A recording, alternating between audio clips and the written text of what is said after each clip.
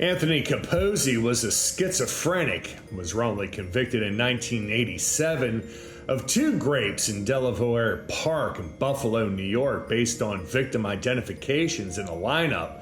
Despite significant discrepancies between Capozzi's physical appearance and the victim's descriptions and a lack of physical evidence, he was sentenced to 11 to 35 years. The real bike path rapist, Artemio Sanchez, continued his attacks, escalating to murder. DNA evidence eventually exonerated Capozzi after he spent 22 years in prison. So the series of grapes in Delaware Park in 1983 and 84 went unsolved for a year. Capozzi, who lived near the park and fit a vague description, was identified in the police lineup by multiple victims. However, there were some serious inconsistencies.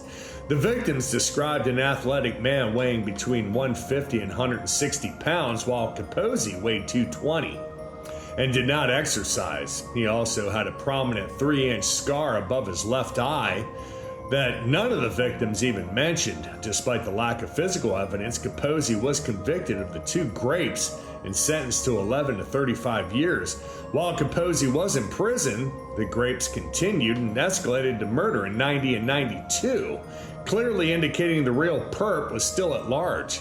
Capozzi repeatedly applied for parole but was denied because he couldn't admit guilt or show remorse for the crimes he didn't commit. In 2006, a new murder near a bike path sparked renewed interest in the old case. Detectives realized the murders were connected to the unsolved grapes and that Capozzi was most likely innocent. Re-examining these cases found that one victim had noted the attacker's license plate. The initial investigation cleared the car's owner, but years later, he admitted his nephew, Mr. Sanchez, had been driving the car at the time of the grape. Sanchez matched the victim's description. DNA evidence linked Sanchez to 3 murders and multiple grapes. DNA testing of the evidence from Capozzi's case finally proved him innocent and identified Sanchez as the bike path grapist. Capozzi was released after 22 years and received $4.25 million in a settlement.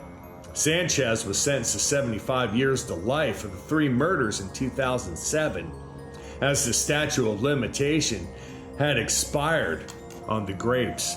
So let me know what you think. Give me a like, comment, and share.